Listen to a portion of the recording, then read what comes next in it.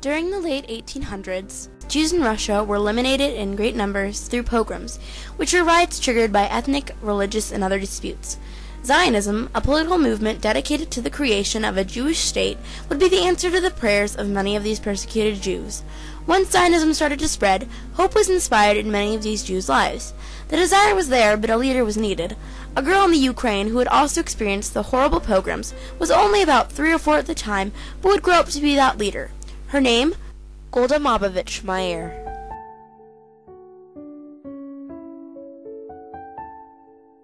Golda Meir was born May 3, 1898, to Moshe and Luma Mabovich. Her family immigrated to Wisconsin in 1906 because pogroms against the Jews were not only spreading into the Ukraine, but also throughout Europe. In her early life, Golda was presented with many leadership opportunities, including watching over her younger sister at the young age of 8 and organizing a textbook fundraiser for her elementary school. Golda moved from Wisconsin to her sister's home in Denver for high school. Debates on humanistic Jewish topics were held in her sister's home. These debates gave Golda a foundation for public speaking and taught her how to think creatively. Golda moved back to Wisconsin to finish high school in 1915. While there, she joined a group, Young Poale Zion, which later became the Zionism movement. While a member, she spoke at public meetings and hosted visitors from Palestine.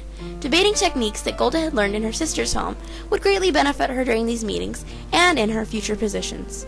Beginning school in the U.S., Golda knew very little English. However, graduating from high school, she was valedictorian. A great deal of work had already gone into her young life. Golda was inspired by Palestinian visitors that she had hosted in Young Poale Zion, and decided to move to Palestine in 1921. When she arrived, she decided to join a kibbutz, a small farming cooperative community. She stood out as a hard worker and a natural leader. Thus, she was elected as the kibbutz's representative to the Histadrut, the labor foundation. This was Golda's first position in an official government group. Many skills she had learned in the past, like public speaking, benefited her here. While with the Histadrut, she was offered many jobs, but only accepted an emissary position to the United States, which would last for 2 years, 1932 to 1934. A few years later, in 1938, Golda attended the Evian Conference in France, hosted by Franklin D. Roosevelt. She was not even seated with the delegates, but she knew that the conference was disappointing. The object of the conference was to find a solution to the number of Jewish refugees fleeing to the U.S., and that issue still seemed to be unsolved. Here, Golda began to form opinions and had the chance to interact with well-known figures. Golda became head of the Jewish Agency until the establishment of Israel in 1948. In January, the agency needed financial support and was worried that Israel would not be able to raise more than $7 to $8 million from the American Jewish community.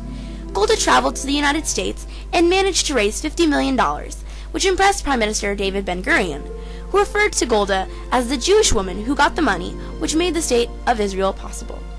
Golda now had approval from a large authority figure. Golda was one of only 2 females selected to sign the Israeli Declaration of Independence on May 14, 1948. This was very bold, as not many women at the time had that opportunity or inclination.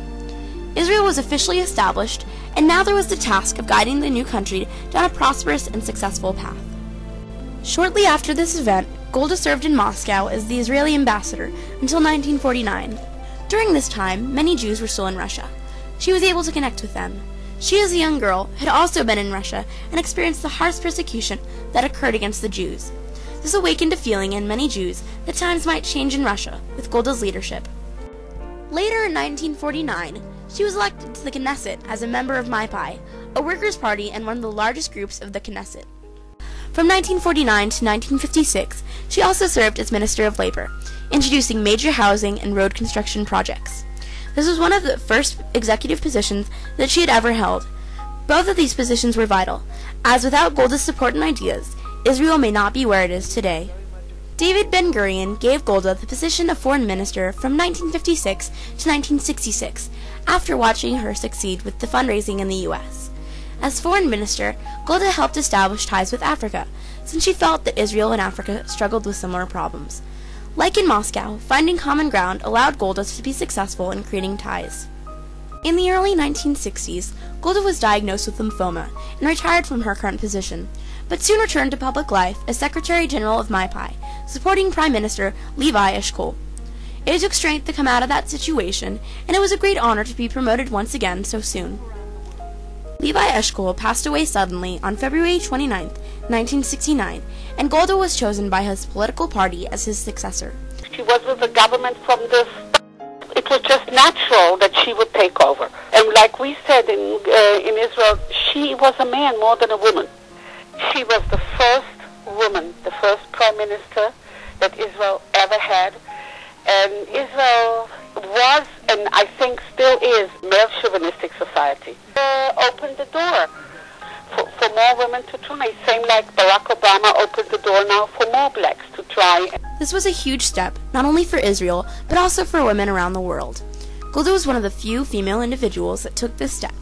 Becoming prime minister of a new country proved that Golda, as a woman, could succeed and make a difference.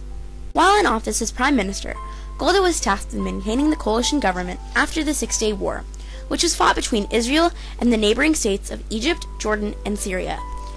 In an address to Israel's opponents, Golda asked the Arabs to consider a peace negotiation, which they rejected. Eventually, the Arabs yielded and signed a negotiation, but vowed to wipe Israel off the map. Golda remained calm. Staying calm through this threat required a large amount of strength and mental stability, as there was no telling what could have happened. Throughout the years, Golda hosted many foreign leaders, such as Richard Nixon, Willy Brandt, and Pope Paul VI. Most of these visitors were well-known men. This was very significant, as women were often not considered equal to men. Golda had gained respect with these foreign leaders, which helped lay the foundation for other prominent female leaders. Golda was in office during the Munich massacre at the 1972 Olympics, in which 8 Arab terrorists were sent to the Olympic track to assassinate attending Israelis. 12 sportsmen of the Israeli team, 1972, here in Munich at the Olympic Games, died because Israel was going to send a whole group over to help the Germans deal with the hijackers. Planes were hijacked, and we would not give in. In 1973, Israel was unexpectedly attacked by their Arab neighbors on their holiest day of the year, Yom Kippur, which started the Yom Kippur War. Golda was confronted with many difficult decisions.